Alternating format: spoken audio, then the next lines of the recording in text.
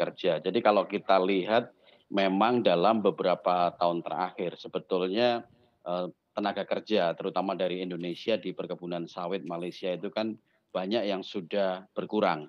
Jadi ini sebetulnya tidak semata-mata karena kebijakan lockdown terkait dengan, pandemi COVID-19, tetapi sebetulnya karena memang,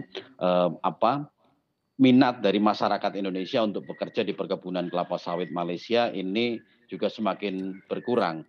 Kenapa kok itu kemudian bisa terjadi seperti itu? Karena kalau kita lihat memang terutama di daerah, Sarawak ya seperti itu 80% tenaga kerja di perkebunan sawit mereka itu dulu memang dari Indonesia. Ini karena memang, Mhm. kita melihat bahwa insentif dan daya tarik, terus kemudian juga remunerasi dari perusahaan-perusahaan perkebunan kelapa sawit di Indonesia ini sudah jauh lebih baik ya kan dibandingkan beberapa, tahun yang lalu, satu dekade tahun yang lalu misalnya. Jadi ini yang kemudian melihat bahwa banyak tenaga kerja kita yang kemudian, enggan, ngapain saya jauh-jauh pergi ke Malaysia untuk bekerja di perkebunan sawit, karena di perkebunan sawit Indonesia sendiri, insentif yang mereka terima, kemudian remunerasi yang mereka terima, terus kemudian fasilitas yang mereka terima di dalam kebun itu jauh lebih baik. Jadi itu faktor. Jadi tidak semata-mata karena kemudian, pandemik,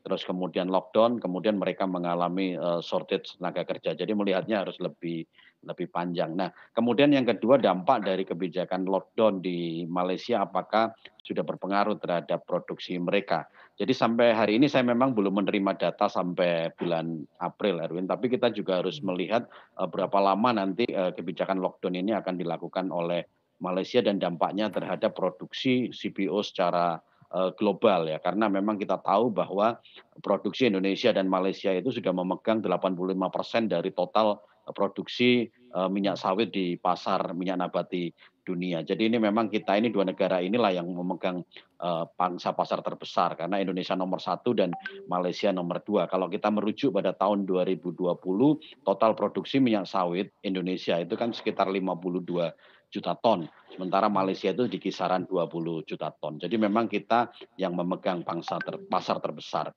Nah, terus kemudian bagaimana pengaruhnya terhadap harga? Kalau kita melihat, saya belum melihat bahwa kebijakan lockdown tersebut sudah berpengaruh terhadap pasar ya, karena saya melihat fluktuasi yang terjadi seperti kemarin harga sempat terkoreksi sedikit. Ini juga bukan, kaitannya dengan kebijakan lockdown di Malaysia, Mmm. karena logikanya jika, jika pelaku pasar mengkhawatirkan terjadi shortage terkait dengan pasokan minyak sawit, maka ketika keterbatasan suplai otomatis, mekanisme ekonominya berjalan bahwa harga itu akan naik. Tapi kalau kita melihat kemarin, apa karena harga ini sudah naik terlalu tinggi, sudah di atas RM4.000 per ton ini sehingga terjadi koreksi. Nah, ini yang kemudian harus harus harus kita lihat. Tetapi hal yang menggembirakan, Erwin, kalau kita merujuk pada data yang dirilis oleh Gapki sampai Maret, memang optimisme dari penyerapan produk minyak sawit di pasar global itu di bulan Maret sudah kelihatan cukup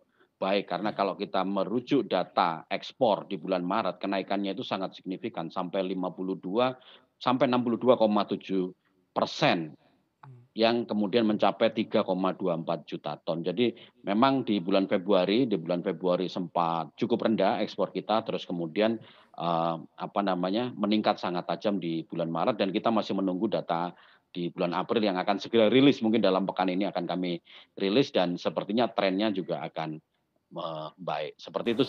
Install aplikasi kami CNBC Indonesia di Google Play Store dan App Store untuk mengikuti perkembangan terkini berita bisnis dan ekonomi.